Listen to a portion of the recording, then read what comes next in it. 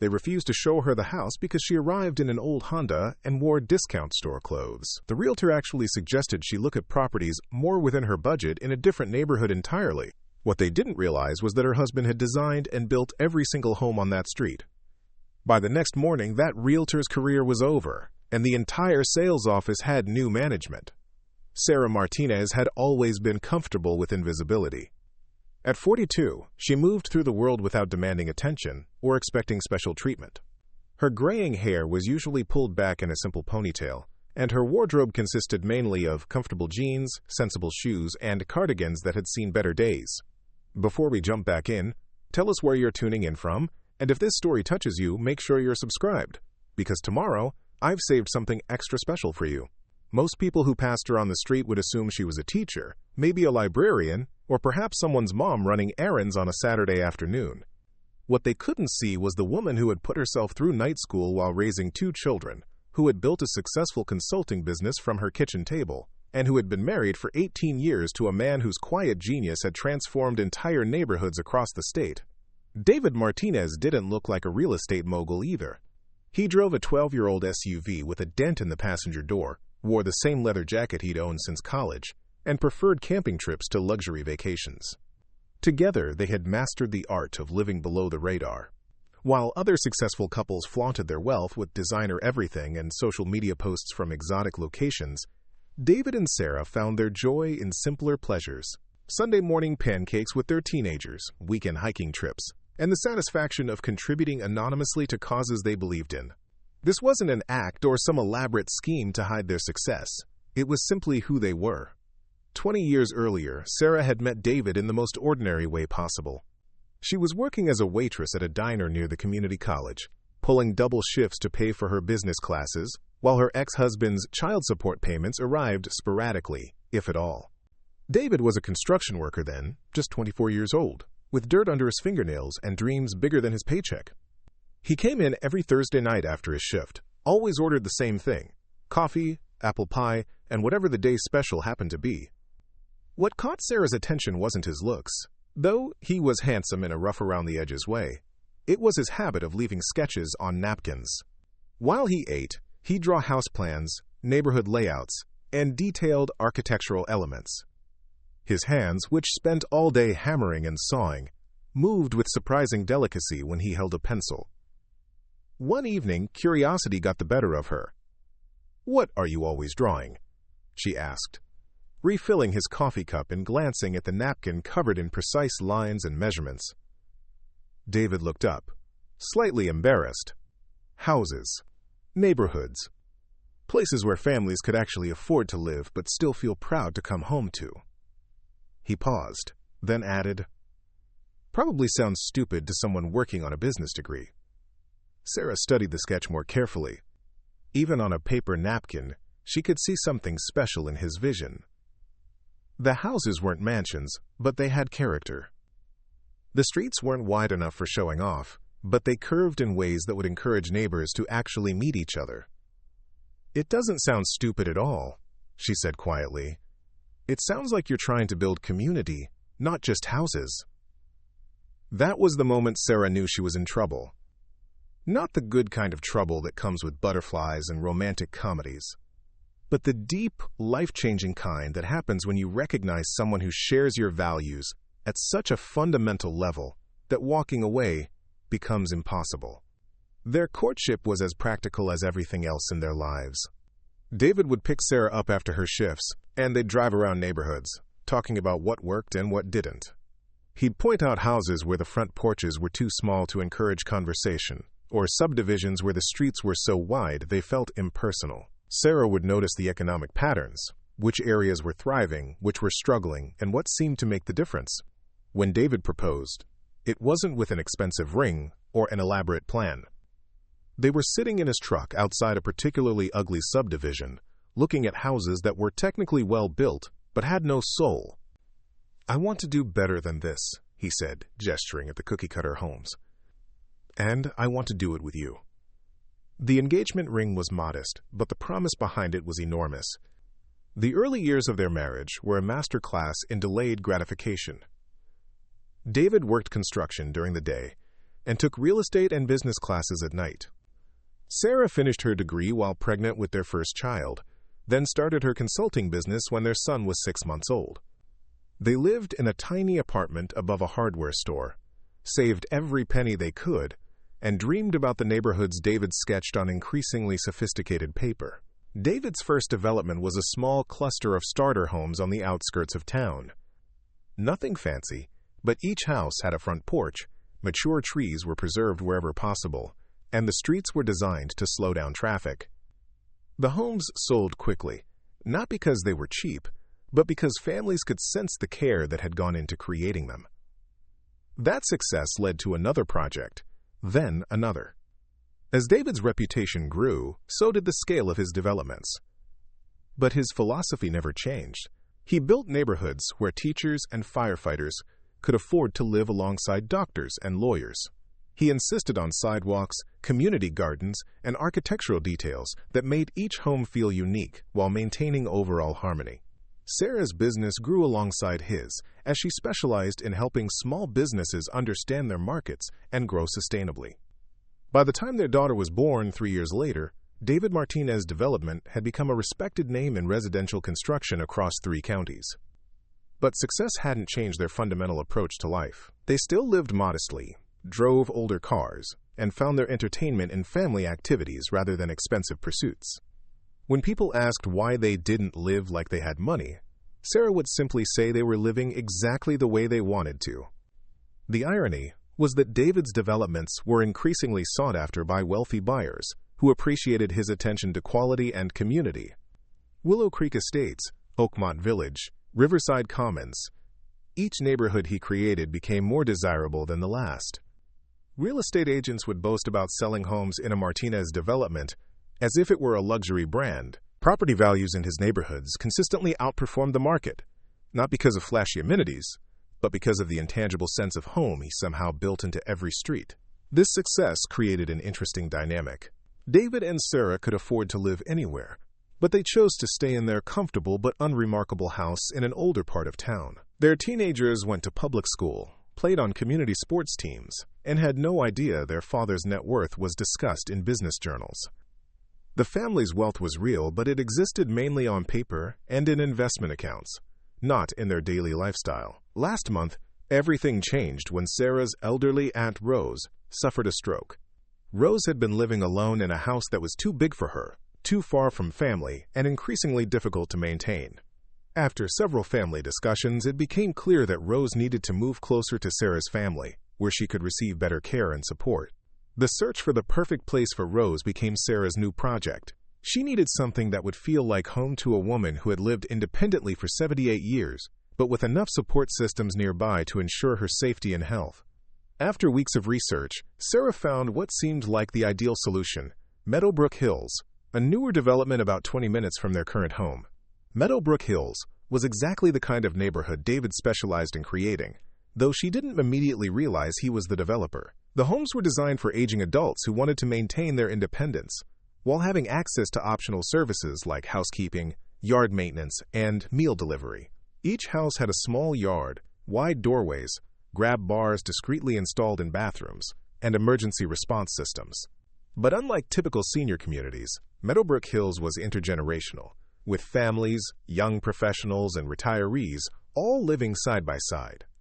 Sarah spent an afternoon driving through the neighborhood, admiring the way the streets curved naturally around mature oak trees, and how the houses, while clearly built by the same developer, each had distinct character. Gardens were flourishing, children were playing in front yards, and she noticed several residents sitting on their porches, actually talking to each other rather than staring at phones. The house that caught her attention was perfect for Rose. A charming single-story home with a wraparound porch, established landscaping, and a view of the community garden. According to the online listing, it had 2 bedrooms, 2 bathrooms, an open floor plan perfect for someone using a walker, and a kitchen with lowered counters that would be easier for Rose to navigate. Sarah called the number on the listing and spoke with a realtor named Jennifer Walsh, who sounded professional and knowledgeable. They scheduled a showing for the following Saturday afternoon. Sarah explained that she was looking for her elderly aunt, who needed some accessibility features but wanted to maintain her independence. Jennifer assured her that Meadowbrook Hills was perfect for exactly that situation. Saturday morning, Sarah dressed in her usual weekend attire, comfortable jeans, a sweater her daughter had given her for Christmas, and the practical walking shoes she wore for weekend errands. She grabbed her keys, her purse, and a folder containing Rose's wish list and mobility requirements. Preparing and narrating this story took us a lot of time, so if you are enjoying it, subscribe to our channel, it means a lot to us. Now back to the story. David was working in his home office, reviewing plans for a new development, and barely looked up when she kissed him goodbye. "How's the house hunting going?" he asked, signing documents while they talked. "I think I found the perfect place for Rose," Sarah replied. "It's in a development called Meadowbrook Hills. Really well-designed community. Whoever built it really understood what families need." David paused his signing and looked up with an odd expression. "Meadowbrook Hills?" "Yeah, do you know it?" "It's about 20 minutes north, near the lake." David's expression shifted to something between amusement and concern. "Sarah, I need to tell you something." But Sarah was already running late for her appointment. "Tell me when I get back, okay? I don't want to keep the realtor waiting." She kissed him again and headed out the door, completely unaware that she was about to tour a house in a neighborhood her own husband had designed and built from the ground up. The drive to Meadowbrook Hills took her through some of the prettiest countryside in the area. Rolling hills, horse farms, and the kind of scenic beauty that made real estate agents use words like exclusive and prestigious in their marketing materials. As Sarah turned into the neighborhood entrance, she noticed the tasteful stone sign and landscaping that welcomed residents and visitors without being ostentatious. The streets were wider than in older neighborhoods, but not so wide that they felt impersonal. Sidewalks lined both sides, with tree-lined strips between the sidewalk and street that would provide shade as the newly planted maples matured. The houses were varied enough to avoid the cookie-cutter appearance of some developments, but similar enough to create visual harmony. Sarah found herself appreciating the developer's attention to detail. She pulled up to the house she was scheduled to tour and parked behind a gleaming white BMW SUV that she assumed belonged to the realtor. The house was even more charming in person than in the online photos. The wraparound porch had comfortable-looking chairs and hanging baskets filled with colorful flowers. The front yard was professionally landscaped but designed to look natural rather than overly manicured. Sarah walked up the front path, noticing the wider-than-usual walkway that would accommodate Rose's walker, and the gentle slope instead of steps leading to the porch. Someone had clearly thought carefully about accessibility without making it obvious or institutional-looking. Jennifer Walsh was waiting by the front door, checking her phone and looking polished in a way that suggested success in high-end real estate. She was probably in her early 40s, with perfectly styled blonde hair, a tailored suit that likely cost more than Sarah's monthly grocery budget, and shoes that were clearly designer but somehow still practical for walking through houses. "Sarah?"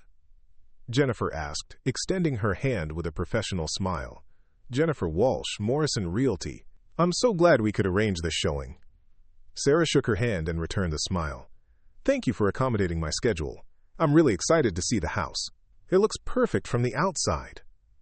Jennifer's professional smile flickered slightly as she took in Sarah's appearance. Her eyes moved from Sarah's discount store sweater to her worn jeans to her practical shoes, and something shifted in her expression. The warmth cooled by several degrees, though she maintained her professional demeanor. "Of course," Jennifer said, though her tone had become more formal. "Before we go inside, I should probably get some information about your situation. Are you pre-approved for a mortgage? What price range are you comfortable with?" Sarah found the questions reasonable, though something in Jennifer's tone suggested these weren't just standard qualifying questions. "I'm actually looking for my aunt," Sarah explained.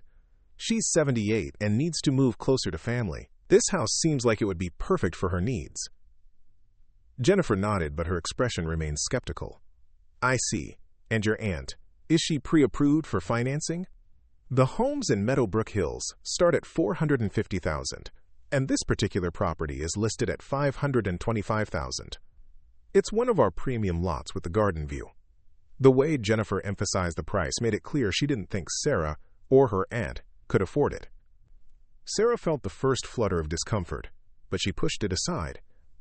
Maybe Jennifer had dealt with too many unqualified buyers and was just being thorough. "Price isn't the primary concern," Sarah said calmly. "My aunt is more interested in finding the right fit for her needs." Should we take a look inside? Jennifer hesitated, glancing again at Sarah's car, her clothes, and her general appearance. I'm sorry, what was your last name again? Martinez. Sarah Martinez. Mrs. Martinez, I appreciate you taking the time to come out here, but I want to make sure we're being realistic about expectations. Meadowbrook Hills is a very exclusive community. Our buyers typically come from certain professional backgrounds, and there are community standards that residents are expected to maintain. Sarah felt her stomach tighten. Community standards? Well, yes, property values, you understand. The Homeowners Association has guidelines about landscaping, home maintenance, the types of vehicles that can be parked in driveways overnight, that sort of thing.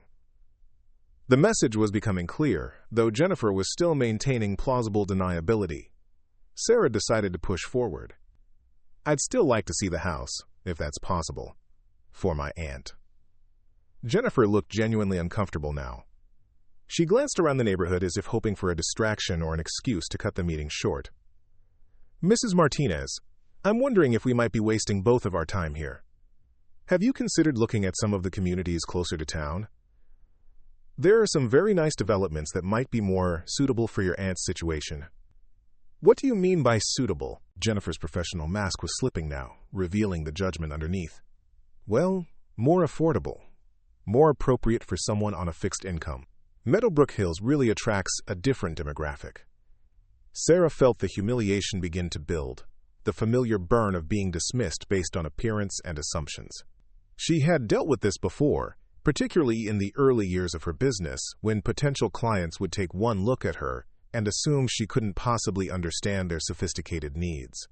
I'd still like to see the house, Sarah said firmly. We drove 20 minutes to get here, and the showing was confirmed. Jennifer sighed, clearly frustrated with Sarah's persistence. Look, Mrs. Martinez, I'm trying to save us both some time here. This house is going to be shown to several qualified buyers this week. There's already significant interest from a doctor and a retired executive. Even if your aunt could somehow get financing, she'd be competing against cash offers. The implication was clear. Don't bother trying. Sarah felt her face flush with embarrassment and anger, but she tried once more. Could we please just take a quick look? I promise not to take up too much of your time. Jennifer checked her expensive watch with obvious irritation. I suppose we could do a very brief walkthrough, but I want to be honest with you about the competition you'd be facing. And frankly, I'm not sure this community would be the right fit for your aunt anyway. Why not? Well, the social dynamics here are quite sophisticated. There are country club memberships, charity committees, dinner parties. Residents here are accustomed to a certain lifestyle. I'd hate for your aunt to feel out of place. The words hit Sarah like a physical blow. Jennifer wasn't just questioning their financial ability to buy the house. She was questioning their social worthiness to live in the neighborhood. The judgment was complete and damning, delivered with the kind of polite cruelty that people in sales learn to wield like a weapon. Sarah stood there on the porch of a house that would have been perfect for Rose, in a neighborhood designed exactly the way David always talked about building communities, being told she and her family weren't good enough to belong there.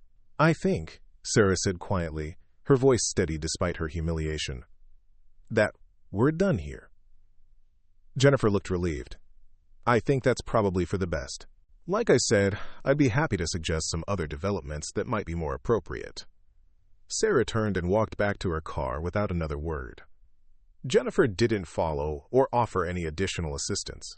As Sarah pulled out of the driveway, she could see Jennifer already on her phone, probably calling her next appointment or complaining to a colleague about having to deal with unqualified buyers. The drive home passed in a blur of anger and embarrassment. Sarah replayed every moment of the encounter, from Jennifer's initial assessment of her appearance to the final dismissal on the porch. She had been judged, found wanting, and discarded, all without Jennifer knowing anything about her actual situation or her aunt's needs.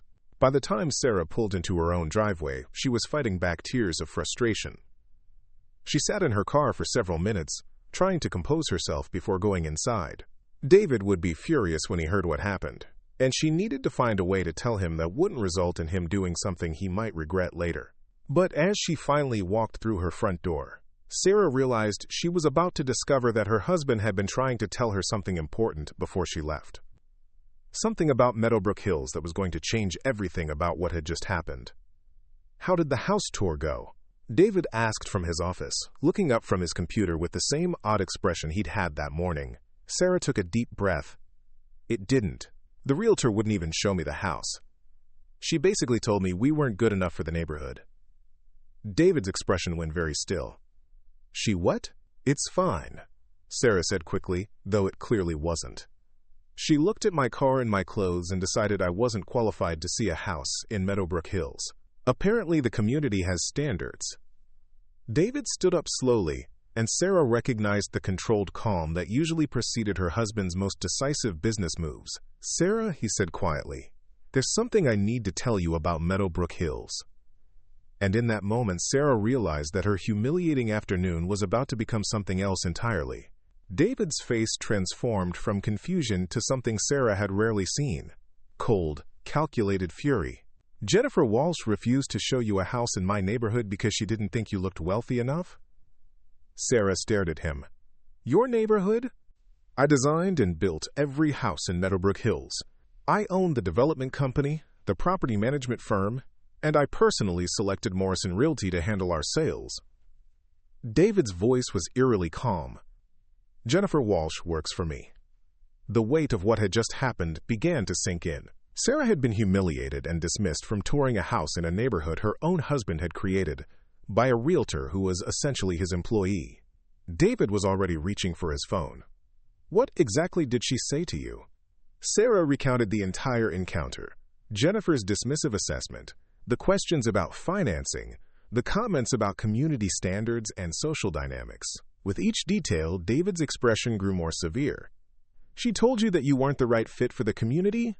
David's voice was dangerously quiet. "That residents needed to maintain certain standards?" "She suggested I look at developments that were more appropriate for someone on a fixed income." David dialed a number. "Marcus? It's David Martinez. I need you to arrange an emergency meeting with Morrison Realty's management. Tonight, if possible." He paused, listening. "Because one of their agents just violated every fair housing law on the books while representing my property." While David spoke with his attorney, Sarah felt the full impact of the afternoon's humiliation, mixing with a strange sense of vindication. She had been right to feel outraged. Jennifer's behavior hadn't just been rude, it had been illegal. David ended the call and immediately dialed another number. "Patricia Morrison?" "David Martinez. We need to discuss Jennifer Walsh's conduct today." His tone was professional, but unmistakably furious. She refused to show a house to a qualified buyer based solely on their appearance, and made discriminatory comments about community demographics. Sarah could hear Patricia's voice through the phone, high-pitched and alarmed, though she couldn't make out the words. "No, Patricia, this isn't a misunderstanding. Your agent told my wife that our neighborhood had social standards she wouldn't meet." David's pause was loaded with meaning. "Yes, my wife. The wife of the developer who built the entire community your agency represents." The conversation continued for several minutes, with Patricia's voice becoming increasingly panicked. David remained professionally courteous while systematically dismantling any excuse or explanation she attempted to offer. "Here's what's going to happen," David concluded. "Jennifer Walsh will be terminated immediately. Morrison Realty will issue a formal apology and will implement mandatory fair housing training for all agents. Additionally, you'll be donating $50,000 to the Fair Housing Council in my wife's name." After ending the call, David turned to Sarah. "Tomorrow morning, we're going back to Meadowbrook Hills. You're going to get the house tour you were denied, and Jennifer Walsh is going to personally apologize for her conduct." "David, you don't need to." "Yes, I do. What happened today wasn't just personal rudeness. It was discrimination, and it happened in a community I built specifically to welcome families from all backgrounds." The next morning, Sarah found herself driving back to Meadowbrook Hills, this time with David beside her.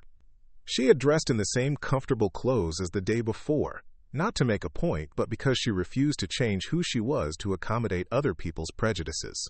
As they pulled up to the house, Sarah noticed 3 cars already in the driveway: Jennifer's white BMW, a black sedan she didn't recognize, and Patricia Morrison's silver Mercedes. Jennifer was standing on the porch looking pale and shaken. Beside her stood Patricia Morrison, a woman in her 50s with perfectly styled gray hair and an expression of barely controlled panic.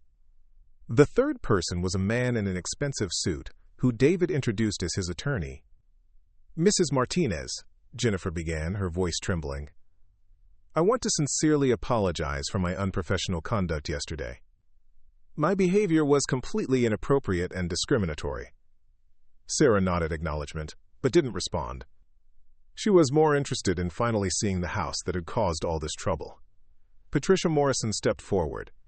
"Mrs. Martinez, on behalf of Morrison Realty, I want to personally apologize and assure you that this kind of discrimination will never happen again. We're implementing comprehensive training programs and reviewing all our procedures." "What I'd really like," Sarah said calmly, "is to see the house I came to tour yesterday." Jennifer fumbled with the lockbox, her hands shaking as she opened the front door. "Of course. Please let me show you through the property." The house was everything Sarah had hoped it would be for Rose. The open floor plan flowed naturally from room to room, with wide hallways and doorways perfect for mobility aids. The kitchen had been designed with universal accessibility in mind, featuring adjustable counters and easy-reach storage. The master bedroom was spacious and bright, with a bathroom that included a roll-in shower and grab bars that looked like design elements rather than medical equipment. But what struck Sarah most was the attention to detail throughout the house. Crown molding, hardwood floors, built-in bookshelves, and large windows that filled every room with natural light.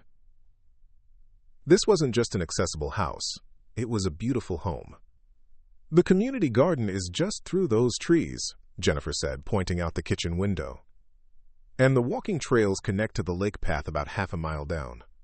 As they toured the house, Sarah could see why David was proud of this development. Every design choice had been made with actual living in mind, not just impressive sales features. The house would be perfect for Rose, and the neighborhood would provide the kind of community support that would help her maintain her independence. "We'll take it," Sarah announced as they finished the tour. Patricia Morrison looked relieved. "Wonderful. Jennifer will handle all the paperwork and ensure the process goes smoothly." Jennifer nodded eagerly. "I'll personally oversee every detail of the sale. Is there anything specific I can do to make this easier for your aunt?" Sarah smiled. "Actually, Rose is going to love this place. But first, she'll want to meet some of the neighbors. Could you arrange for her to attend the next community social event?" "Of course," Jennifer replied. "We have a welcome dinner for new residents next Friday. I'll make sure she's properly introduced to everyone." David had remained quiet during most of the tour, but Sarah could see his satisfaction. This was exactly what he had envisioned when he designed Meadowbrook Hills: families helping families, communities that worked for everyone. As they signed the initial paperwork, Patricia Morrison pulled David aside. "I want you to know that Jennifer's termination is effective immediately after this sale is complete. Her behavior was unacceptable and doesn't represent our company's values." David nodded. "I appreciate that, but I also want to make sure this kind of discrimination doesn't happen to anyone else. Real estate agents have enormous power to shape communities through their choices about who they encourage and who they discourage." 3 weeks later, Sarah sat on Rose's new front porch, watching her aunt direct the arrangement of her garden furniture. Rose had fallen in love with the house and the neighborhood, and had already made friends with several neighbors who shared her passion for gardening. "This place reminds me of the neighborhood where I grew up," Rose told Sarah. "People actually talk to each other here." Sarah smiled, thinking about David's vision of building communities rather than just houses. Meadowbrook Hills was working exactly as he had intended, a place where people from different backgrounds and life stages could live together successfully. Jennifer Walsh had been replaced by a young agent named Michael Torres, who had grown up in a working-class family and understood that homeownership dreams came in many different packages. His first week on the job, he had successfully sold 2 houses to families that the previous agent might have dismissed based on appearances. The incident had taught Sarah something important about the power of quiet dignity. She had maintained her composure in the face of discrimination, refused to change who she was to meet other people's expectations, and ultimately achieved exactly what she had set out to do. Rose had found her perfect home. David's response had been swift and decisive, but focused on systemic change rather than personal revenge. The fair housing training he had required wasn't just for Morrison Realty. He had extended it to all the real estate agencies that worked with his developments. Most importantly, Sarah realized that her husband's success had given them something more valuable than money: the power to ensure that other families wouldn't face the discrimination she had encountered. They had turned a moment of humiliation into lasting change for their community? As Sarah drove home that evening, she reflected on how the experience had reinforced everything she and David believed about judging people by their character rather than their appearance. Sometimes the most powerful response to prejudice isn't anger or revenge. It's simply proving that dignity and justice can prevail. The house in Meadowbrook Hills now had Rose's wind chimes on the front porch and her tomato plants growing in the backyard. It was home to someone who deserved respect and community, regardless of what car she drove or where she shopped for clothes. That's a lesson worth building neighborhoods around. Up next, you've got 2 more standout stories right on your screen. If this one hit the mark, you won't want to pass these up. Just click and check them out.